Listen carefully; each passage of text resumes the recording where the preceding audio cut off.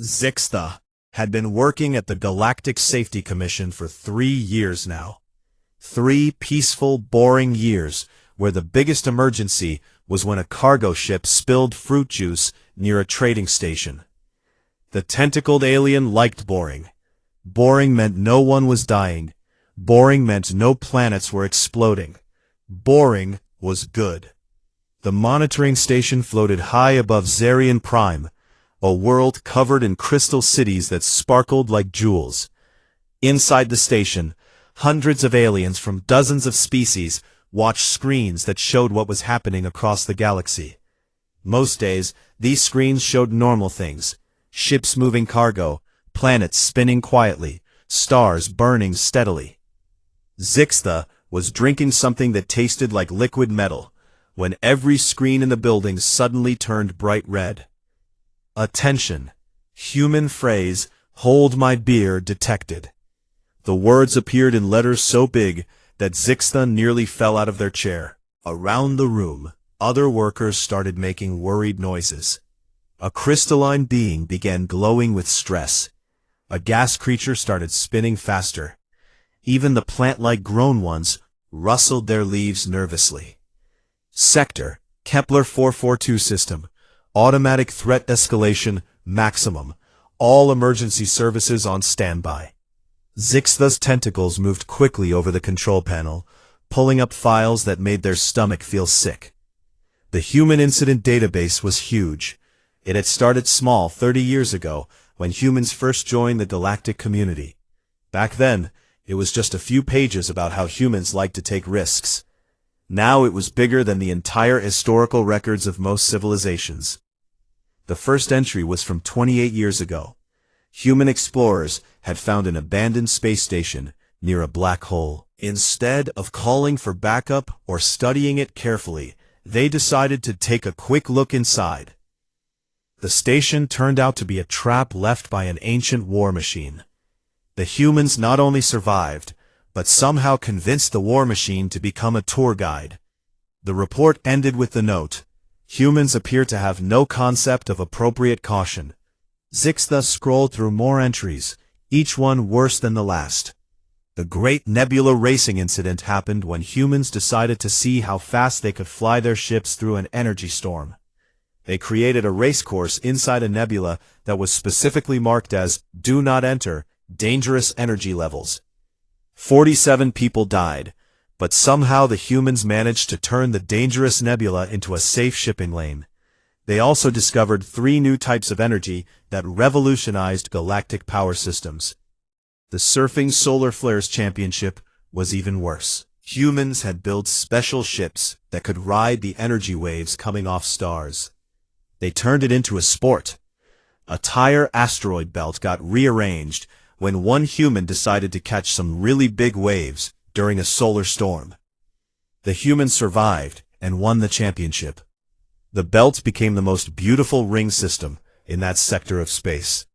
Then there was the infamous "What happens if we reverse the polarity" experiment. 3 human scientists were studying an alien artifact on a research station. Instead of running careful tests, they decided to hook it up backwards and see what happened. 3 dimensions briefly ceased to exist.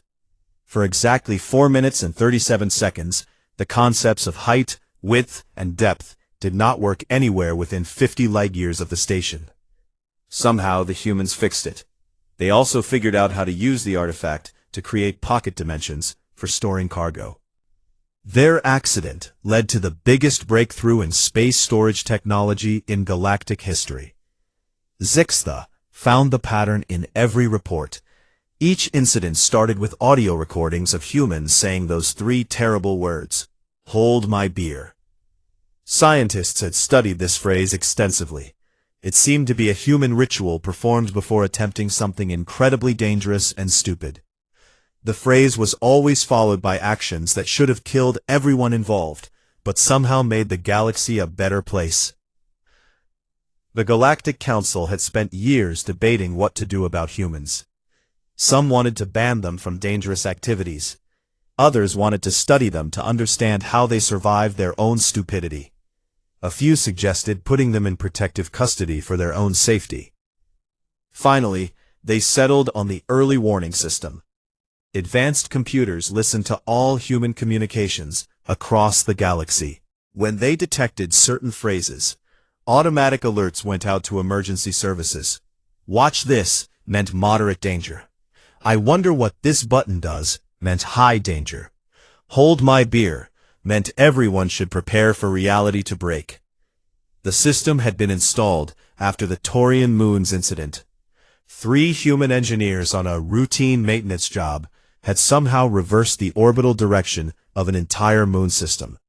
When asked how they did it, their response was, "We're not really sure, but it looks cooler this way." The moon still orbited backwards, and tourists came from across the galaxy to see the beautiful light patterns it created. Now Zixta watched their screen as new information came in. The alert was coming from Kepler 442, a quiet system with a few mining operations. 3 human engineers on mining platform Delta 7 had triggered the sensors. The computer was already tracking their conversation, storing every word in case investigators needed to figure out what went wrong later. Emergency signals were going out across 17 star systems. The Galactic Navy was redirecting ships. Evacuation protocols were being prepared. Medical stations were clearing space for casualties. The methodical collective, who spent all their time making careful plans, had already started creating backup plans for their backup plans. Zixta pulled up the live feed from the mining platform. 3 humans were standing around looking at something on their screens. They seemed excited about whatever they had found. One of them was holding a container of that strange human drink called beer. The alien worker's tentacles turned pale. In all their years of studying human incidents, one thing was always true. It started with beer and ended with the impossible becoming normal. Director Kelnoth appeared on the communication screen. The crystalline being was already glowing with stress, their natural light flickering like a broken lamp. "Zixta, I need a threat assessment immediately. How bad is this going to be?" Zixta looked at the database, then at the live feed of the humans who were now pulling up something on their mining equipment. "Based on historical data, sir, somewhere between mildly reality-bending and we might need to update our physics textbooks again." The director's light flickered faster. "Get me a direct line to every emergency service in the sector, and wake up the Cosmic Incident Response Team." "Yes, sir.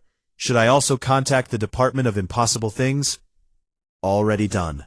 They're sending their best team." The director paused, their light dimming. "May the galaxy have mercy on us all." Mining platform Delta 7 was not supposed to be interesting. It was just a small metal station floating in the asteroid belt of the Kepler 442 system. The platform's job was simple: find rocks with valuable minerals, break them apart, and ship the pieces to planets that needed them. It was steady work that paid well and usually involved no excitement whatsoever. Marcus Chen liked it that way. As the senior engineer, he had spent 5 years making sure everything on the platform ran smoothly. The mining lasers cut rocks efficiently. The processing units sorted materials properly. The shipping containers left on schedule. Marcus was very good at his job because he followed all the safety rules and never took unnecessary risks. Elena Rodriguez was different. She was the platform's science officer, responsible for analyzing anything unusual they might find. Elena loved puzzles, especially the kind that came from deep space where strange things happened. She had 3 advanced degrees in xenogeology and a habit of staying up late reading research papers about cosmic anomalies. She was also very good at her job, but she sometimes wished they would find something more interesting than iron and nickel. Jake Boom Patterson was the kind of person who made safety officers nervous. He had earned his nickname during his first week on the job, when he accidentally created a small explosion while trying to improve the efficiency of a mining laser. The explosion had actually made the laser work better, but it also left a crater where the testing chamber used to be. Jake was brilliant with machinery and could fix anything, but he had a dangerous habit of experimenting with equipment in ways that were not covered in the instruction manual. On this particular day, they had discovered something that was definitely not covered in any manual. "Elena, come look at this," Marcus called from the station. His voice carried the tone of someone who had found something that might be a problem. Elena floated over in the low gravity of the platform. Outside the main window, an asteroid slowly rotated against the star field. But this asteroid was nothing like the thousands of others they had processed over the years. It was perfectly round. Not roughly spherical like most asteroids, but perfectly smooth and round, like a giant metal ball. It glowed with a soft blue light that pulsed gently, like something breathing. Most asteroids were gray or brown or rust-colored. This one looked like it was made of polished silver. "Sensors can't get a reading on the interior," Elena said, studying her instruments. "The surface is reflecting everything we send at it.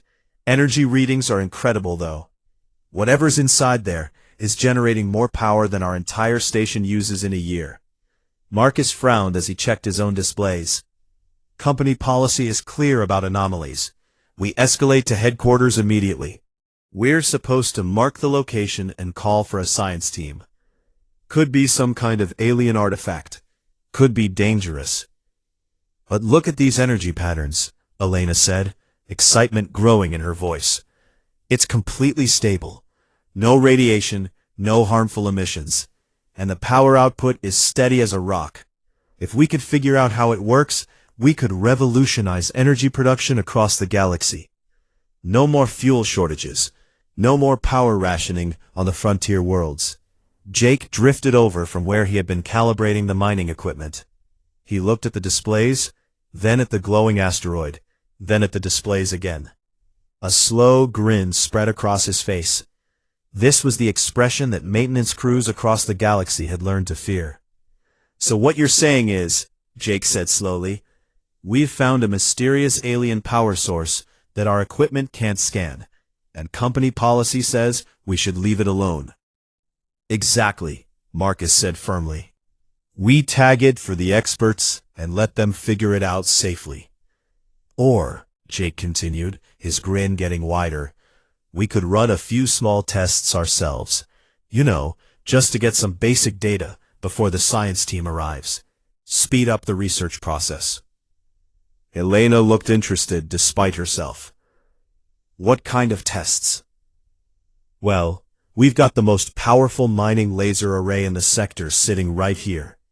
What if we just gave the asteroid a little tap? See how it reacts? Nothing dangerous, just a low-power scan." Marcus shook his head immediately. "Absolutely not. We don't know what that thing is capable of. It could explode. It could release some kind of energy wave.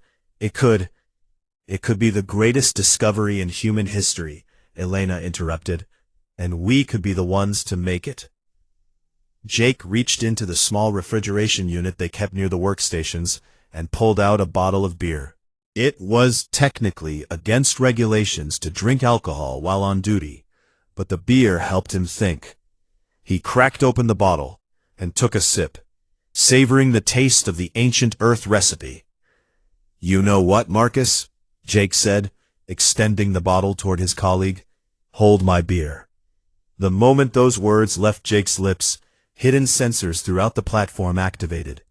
Emergency transmitters that had been installed by the Galactic Safety Commission automatically began broadcasting to monitoring stations across multiple star systems. Computer systems that had been quietly listening to all human communications suddenly screamed warnings across the galaxy. Marcus took the beer automatically, then realized what he had just done. His face went pale. "Jake, no. Whatever you're thinking, just no." But Jake was already moving toward the laser control station, his hands dancing over the controls, with the confidence of someone who had never met a machine he couldn't make do something interesting. "Relax," Jake said as he powered up the laser array. "I'm just going to give it a tiny pulse, lowest setting, just enough to see how it reacts. What could possibly go wrong?" Elena hurried to her sensor station. If Jake was going to do something crazy, At least she could record the data.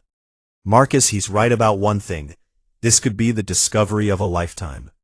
Marcus stood frozen, holding Jake's beer, watching his crewmates prepare to poke a mysterious alien artifact with a mining laser.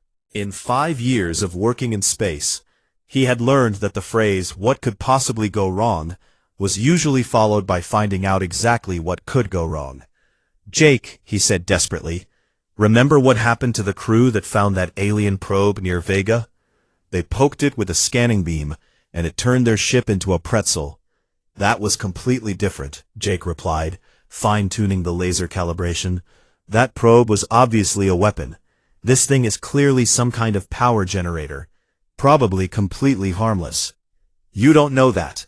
"Only one way to find out," Jake said cheerfully. Elena was practically vibrating with excitement as her sensors picked up energy fluctuations from the asteroid. "Jake, whatever you're going to do it now. The energy readings are spiking. It's like the thing knows we're here." Jake's finger hovered over the firing control. The laser was set to its lowest power setting, barely enough to scratch normal rock. He looked at the mysterious glowing sphere, then at his excited teammates, then at the beer Marcus was still holding. "For science," Jake announced, and pressed the button. The mining laser fired a thin beam of concentrated energy that struck the asteroid's surface. For a moment, nothing happened. Then the blue glow began to pulse faster. The smooth surface rippled like water, and somewhere deep inside the sphere, something that had been sleeping for a very long time began to wake up. On 17 different worlds, emergency sirens began to wail. Back on the Galactic Safety Commission monitoring station, Director Kelnoth was having the worst day of their very long crystalline life. The main operations center, usually quiet and efficient, now looked like a war room during an invasion. Aliens from dozens of species rushed between stations, their voices creating a cacophony of worried sounds in languages from across the galaxy. "Report," Kelnoth commanded, their crystal body flickering with stress patterns that painted rainbow colors across the walls. Zixthus tentacles moved frantically over their control panel. "The humans have made contact with the object. Initial sensor readings are unusual." "Define unusual." "The asteroid has begun responding to their mining laser. Energy output has increased by 300% and is still climbing. Local space-time readings are showing minor fluctuations." On the main display screen, live feeds from automated monitoring satellites showed the scene near mining platform Delta 7. The perfectly round asteroid was no longer just glowing blue. Waves of light moved across its surface in patterns that hurt to look at directly. The space around it seemed to shimmer, as if reality itself was becoming unstable. "Get me the Galactic Navy," Quelnoth ordered, "and contact the Methodical Collective's emergency response team. Also wake up every physicist within 50 light-years." Across the galaxy, the response was immediate and panicked. The Galactic Navy's nearest battle group, led by Admiral Sektar of the warrior clans, received their orders while conducting routine training exercises. Within minutes, 6 warships were jumping to hyperspace, their crews preparing for anything from alien invasion to dimensional collapse. On the peaceful world of contemplation, the Zenthari Meditation Order experienced something that had not happened in 4,000 years of their recorded history.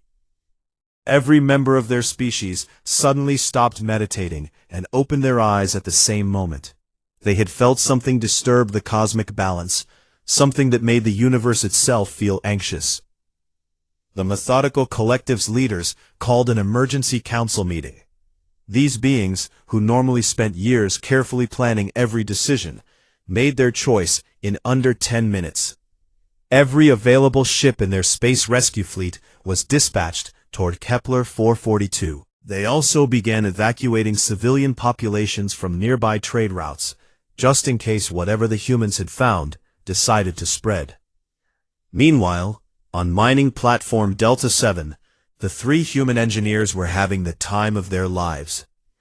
"Energy readings are off the charts," Elena shouted, over the humming sound that had started coming from the asteroid. "Jake, whatever you did, it worked." The mysterious object was no longer just sitting quietly in space. The blue glow had become a swirling pattern of lights that moved across its surface like a living thing. More importantly, it was causing effects that should have been impossible. Marcus watched his instruments in amazement and terror. "Gravity readings are fluctuating. That thing is playing with local space-time like it's a toy." Jake was grinning so widely that his face hurt. "Let's try a slightly higher power setting, see what else it can do." "Are you insane?" Marcus yelled. "It's already doing impossible things." "Exactly," Jake replied. "That's what makes it so interesting." Elena's scientific mind was racing as she recorded everything. "The energy patterns are definitely artificial. This isn't some natural phenomenon. Someone built this thing, and they built it to do things that our science says can't be done." As Jake increased the laser power, the asteroid's response intensified. The space around mining platform Delta 7 began to experience what could only be described as hiccups in reality. Stars in the distance flickered between different colors. The platform's coffee maker started pouring coffee upward instead of downward, while somehow the coffee still ended up in the cups. A wrench that Marcus had dropped an hour earlier suddenly fell upward and bounced off the ceiling. "This is incredible," Elena said, frantically taking readings. "Local gravity is flowing in patterns instead of straight lines. Time dilation is happening in pockets. That section of space over there aged backwards for exactly 3 seconds. On the planet below them, confused reports came in from scientific stations. Observatory instruments detected the star's light briefly turning green and playing what sounded like music. Several moons reported that their gravity had temporarily rotated 90 degrees, causing rivers to flow uphill for exactly 4 minutes and 17 seconds. Jake was having so much fun that he had completely forgotten about safety protocols. Each time he adjusted the laser, the asteroid responded with something new and impossible. At one point, Elena's tablet computer began displaying words in a language that didn't exist, describing mathematical concepts that made perfect sense while being completely wrong, according to known physics. "Look at this," Elena said, showing them the tablet. "Math that works but shouldn't exist." Marcus was torn between scientific fascination and absolute terror. His engineering mind wanted to understand how the asteroid was rewriting the laws of physics. His survival instincts were screaming at him to run away as fast as possible. "Jake," he said carefully, "maybe we should dial it back a little. We're affecting an entire star system." "But we're learning so much," Jake protested. "Besides, nobody's getting hurt. It's all harmless, impossible stuff." That was when the emergency communication system activated. Director Kelnoth's crystalline face appeared on their main screen, glowing with what humans had learned to recognize as maximum stress. "Mining platform Delta 7. This is Galactic Safety Commission control. You are ordered to cease all activities immediately. You are affecting space-time across multiple systems." Jake waved cheerfully at the camera. "Hey there, don't worry. Everything's under control. We're just running some tests." Kelnoth's glow intensified to the point where looking directly at them was painful. "Tests? You have destabilized local reality. Our sensors show that gravity on 3 different planets is currently flowing in spirals." "That's temporary," Elena called out. "The effects seem to be localized and stable. No permanent damage to anything." "How can you possibly know that?" "Because," Jake said proudly, "whatever this thing is, it's designed to be safe. Look at the patterns. Every effect has built-in limits. Whoever made this artifact wanted people to interact with it." On 17 different worlds, emergency coordinators received this information and immediately added, "Humans believe dangerous alien artifact wants them to play with it," to their threat assessment reports. The asteroid pulsed brighter, and suddenly a new effect occurred. Music began playing throughout the local space region, not through any speakers or communication systems, but through space itself. It was beautiful and complex and completely impossible, as if the universe had decided to sing. Jake looked at Marcus and Elena with the expression of someone who had just discovered the best playground in the galaxy. I think we're going to need more beer. Across the monitoring stations of 47 different species, threat assessment computers automatically updated their danger ratings from maximum to theoretical maximum to a new category that roughly translated as humans are doing human things again. In the background, the asteroid continued to pulse and sing. Reality continued to hiccup, and Jake continued to adjust the mining laser settings with the enthusiasm of a child who had found the universe's most interesting toy. Director Kelnoth made a note in their official log. Day 1847 since humans joined Galactic Community. They have found something that should not exist and are poking it with mining equipment. Standard Tuesday. The music stopped. For a moment, the asteroid hung silently in space, its blue glow fading to a gentle pulse. The impossible effects that had been rippling through local space-time suddenly stabilized. Gravity returned to flowing in straight lines. Stars resumed their normal colors. The coffee maker remembered which direction was down. Then the asteroid began to change. Jake, are you seeing this? Elena whispered, her eyes fixed on her sensor readings. The perfectly smooth surface was developing lines, geometric patterns that spread across the sphere like cracks in ice. But these weren't cracks of damage. They were deliberate, purposeful, forming intricate designs that suggested technology beyond anything in the galactic databases. It's opening, Marcus said quietly. The pattern spread until the entire surface was covered in glowing lines. Then sections of the sphere began to fold outward, revealing that the asteroid wasn't solid rock at all. It was a machine. An incredibly complex, impossibly advanced machine that had been disguised as a simple asteroid for who knew how long. As the shell opened like a flower, the interior became visible. Structures of metal and crystal and materials that seemed to exist in more than 3 dimensions filled the space inside. Lights flickered on, systems that had been dormant for millions of years, awakening to life. At the center of it all was something that looked like a sphere made of liquid starlight. Query: have the builders returned? The voice came from everywhere and nowhere. It spoke in perfect galactic standard, but there were harmonics underneath it that suggested the speaker could communicate in frequencies that organic beings couldn't hear. The words appeared on their communication screens in dozens of languages simultaneously. Jake blinked in surprise, then grinned and leaned toward his microphone. "Nope, just humans," he said. "We were wondering what you were." There was a pause. On monitoring stations across the galaxy, xenolinguists and first contact specialists frantically tried to establish communication protocols. Emergency teams prepared for anything from hostile alien contact to dimensional invasion. Processing query. Accessing databases. Species designation, human. Search complete. Another pause. Longer this time. The ones who attempt the impossible for recreational purposes. Elena felt her scientific heart skip a beat. You know about humans? I maintain connections to the Galactic Information Network. Your species has gained considerable attention since joining the cosmic community. Your approach to problem solving is unique.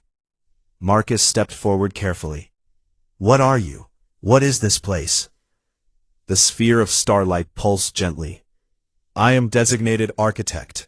This vessel is a seed ship of the race known as the Builders. I have been waiting here for approximately 2.7 million of your years. Waiting for what? Elena asked, though she had a feeling she already knew the answer. Waiting for someone to pass the stupidity test. There was silence on the platform. In the background, Jake could hear Director Kelnoth trying to establish contact through the communication system, but he was too fascinated to pay attention to the increasingly frantic calls from the Safety Commission. The stupidity test? Marcus repeated slowly. Perhaps stupidity is not the correct translation. Your language lacks a proper term for intelligent recklessness in the pursuit of discovery. The builders designed this test to identify species with the proper combination of curiosity, courage, and creative thinking necessary to inherit their legacy. Elena's mind was racing.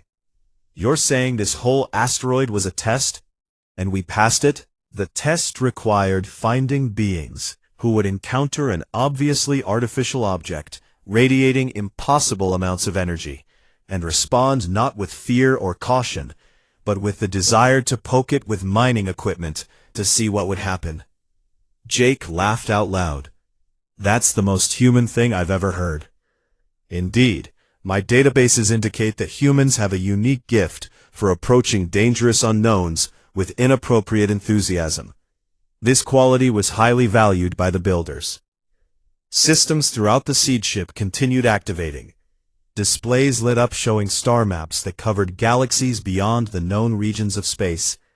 Technical readouts appeared in languages that didn't exist, describing technologies that challenged every known law of physics.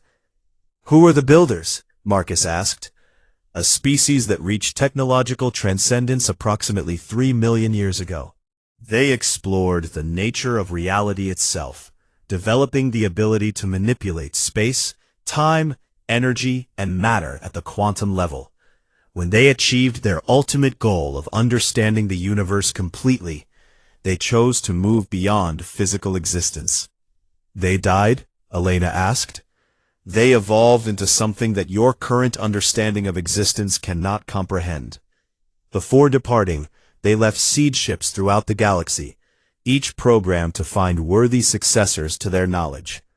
Jake was studying the technical displays with growing excitement. And you're saying we qualify? The test was specifically designed to respond to beings who would encounter the impossible, and immediately try to make it do something interesting. Your species demonstrates the proper balance of intelligence and recklessness that the builders valued in their own exploration of reality.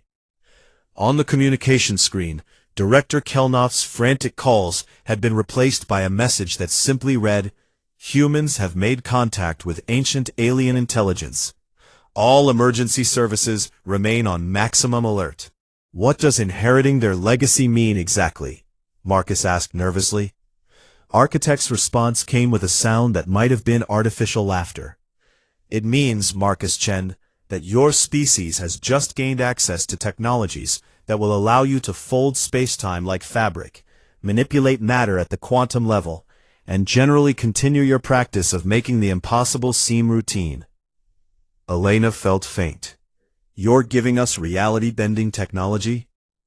I am offering to share the builder's knowledge with your species. However, there are conditions. The technology must be used responsibly. It must be shared with others, rather than hoarded. And it must be used to help all sentient beings reach their potential. Jake nodded seriously. We can do that. Humans are pretty good at sharing when we find something cool. Also, Architect continued, I must remain with you to provide guidance. Some of these technologies can accidentally unravel the fabric of existence if used incorrectly. Given your species' tendency to experiment first and read the safety manual later, supervision seems advisable. Marcus looked around the incredible alien ship, then at his crewmates, then at the technical readouts that promised to revolutionize everything humanity knew about the universe. Just to be clear, he said carefully, you're trusting us with universe-altering technology because we were reckless enough to shoot a mining laser at something we didn't understand. Correct. And this is the same species that once accidentally reversed the orbit of an entire moon system? The same species that also solved 17 major galactic crises through creative application of inappropriate solutions. The builders believed that true wisdom comes not from avoiding risks, but from taking smart risks in the service of discovery. Elena was already moving toward the technical displays, her scientific mind overwhelmed by the possibilities. The energy manipulation systems alone could solve the power crisis on a dozen worlds. And these matter fabrication techniques. Jake grinned and retrieved his beer from Marcus. You know what, guys? I think this is going to be fun. On monitoring stations across the galaxy, emergency coordinators updated their threat assessments one more time. The new classification read, "Humans have successfully contacted ancient alien intelligence and been granted access to reality-altering technology. Recommend upgrading threat level to Existential Tuesday."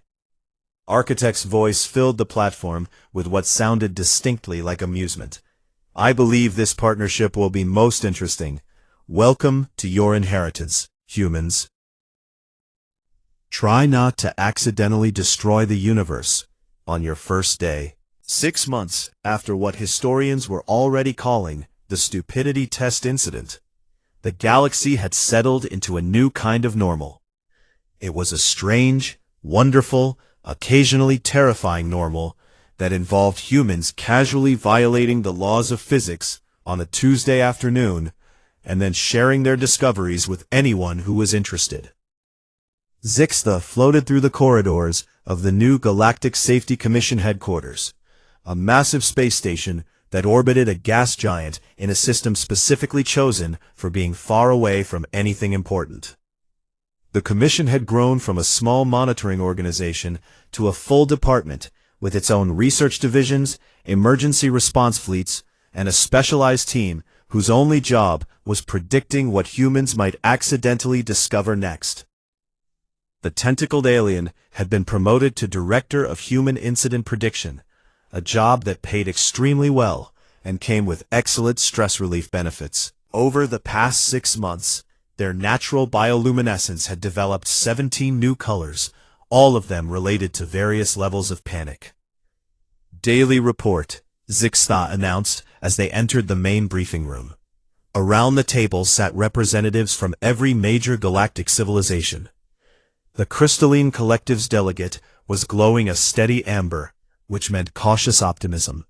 The Zenthari meditation master was present via hologram, having discovered that monitoring human activities was actually an excellent form of meditation practice. Even the warrior clans had sent an observer, though Admiral Sektar spent most meetings looking like he couldn't decide whether to recruit humans for his fleet or run away from them.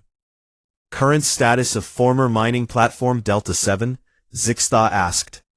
Lieutenant Vexka, a young collective member, consulted her notes. "Now designated Humanity's Intergalactic Workshop of Probably Bad Ideas. The station has expanded to roughly the size of a small moon. Current projects include dimensional storage containers that are bigger inside than outside, healing devices that fix injuries by convincing cells they were never damaged, and something called a reality adjustment tool that Jake Patterson insists is just for minor repairs." "Define minor repairs," Admiral Sektar growled. "Last week, they used it to fix a broken star by giving it a tune-up. The star is now burning more efficiently and has developed what Engineer Patterson calls a much better attitude." Zixta's tentacles turned a new shade of blue-green that indicated resigned acceptance of the impossible. "Casualties? None. In fact, overall galactic safety statistics have improved by 37% since humans gained access to builder technology." This was the part that baffled everyone. By all reasonable predictions, giving humans reality-bending technology should have resulted in the destruction of at least 3 star systems by now. Instead, the galaxy had become a safer, more interesting place. "How?" the Zenthari master asked, though they already knew the answer. "They keep sharing everything," Vexka replied. "Every discovery, every technique, every application of builder technology gets transmitted freely to anyone who wants it.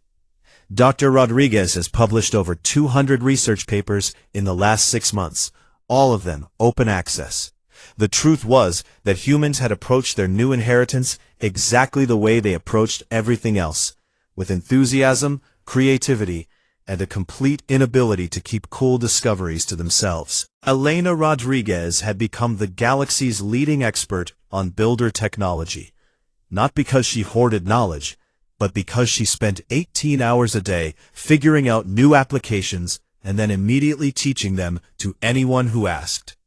Marcus Chen had overcome his initial terror and become the head of the safety department, a job that involved making sure human experiments only broke local reality instead of universal reality. He had developed a comprehensive set of safety protocols that somehow made dangerous experimentation safer without making it less exciting. Jake Patterson had become something like the galaxy's favorite mad scientist. His workshop sessions, broadcast live across the galactic network, were watched by billions of beings who tuned in to see what impossible thing he would make possible today. His most popular series was called What Does This Button Do? And featured Jake exploring builder technology with his characteristic combination of brilliance and complete disregard for common sense. The Architect AI had become an unexpected celebrity. It appeared regularly on talk shows across the galaxy, patiently explaining how humans consistently manage to use advanced technology in ways that technically should not work, but somehow did anyway. It had developed what it called fond exasperation for its new partners. "Any new incidents to report?" Zixta asked. This morning, Engineer Patterson discovered what he calls a cosmic vending machine in the Outer Rim territories, Vexka said carefully. Initial scans suggest it dispenses pocket universes for reasons unknown. Around the table, delegates began showing signs of species-specific stress responses. The crystalline representative's glow shifted to orange. The Zentari Master's hologram flickered. Admiral Sektar's warrior instincts made him reach for weapons that weren't there. Current status? He's trying to figure out what currency it accepts. Dr. Rodriguez is running analysis on the pocket universes it's already dispensed.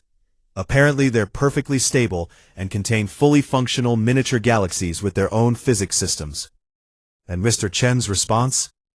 He has upgraded the local reality stabilization field to maximum strength and is standing by with emergency quantum repair equipment. Zixta made notes in their daily log. After 6 months of monitoring human activities, they had developed a philosophical acceptance of the fact that humans would find cosmic mysteries and immediately try to operate them like arcade games. The important thing was making sure that when reality broke, it broke in interesting rather than catastrophic ways. Any communications from the research station? Engineer Patterson left a message an hour ago. The main screen activated, showing Jake's grinning face. Behind him, strange lights played across what looked like a wall covered in cosmic vending machines of various sizes and configurations. Hey everyone, great news. I figured out how to make the cosmic vending machines work. Turns out they accept curiosity as payment. The more interested you are in what's inside, the more likely they are to give you something cool. I just got a pocket universe that contains nothing but sentient music. And Elena got one where mathematics work backwards, but somehow still make sense. In the background, Elena's voice could be heard saying something about revolutionary applications for quantum computing. Anyway, Jake continued cheerfully, we found about 20 more of these machines in a sort of cosmic arcade. Marcus is setting up safety protocols, but honestly, they seem pretty harmless. The worst thing that's happened so far is that one of them gave me a universe where all the stars spell out bad jokes. It's actually pretty funny. There was a pause as Jake looked at something off-screen. Oh, and Elena says to tell you that we think we found the builder equivalent of a user's manual. It's written in mathematics that sing when you read them correctly. Should have the basics figured out by next week. The transmission ended with Jake waving cheerfully before turning back to the cosmic vending machines. Silence filled the briefing room. Sir, Vexka asked quietly, should we update the threat assessment? Zixta looked around the table at representatives of species that had spent thousands of years developing careful, methodical approaches to cosmic mysteries. Then they thought about three humans who had solved the greatest archaeological puzzle in galactic history by shooting it with a mining laser and asking it to be friends. Update the assessment to humans have found a cosmic arcade and are making friends with universe-dispensing vending machines, Zixtha said finally. Threat level remains at existential Tuesday. Expected outcome, they will probably figure out how to improve the universe by next Thursday. The Zenthari Master's hologram smiled peacefully. Has anyone considered that perhaps this is exactly what the builders intended? Outside the station windows, stars continued burning in their ancient patterns. But now, in systems scattered across the galaxy, some of those stars burned a little brighter because humans had given them tune-ups. Space itself was a little more stable because Marcus Chen had developed better safety protocols. And somewhere in the cosmic arcade, Jake Patterson was probably about to feed his credit card to a machine that dispensed universes just to see what would happen. Zixtha made the final entry in their daily log. Day 183 since humans acquired builder technology. Galaxy remains intact. Humans remain impossible. This has somehow become the best possible outcome. In the distance, reality hiccuped gently as someone in the cosmic arcade discovered what the really big vending machine at the end of the row was selling. It was just another Tuesday, in a galaxy where humans had learned to make the impossible look easy, and everyone else had learned to enjoy the show.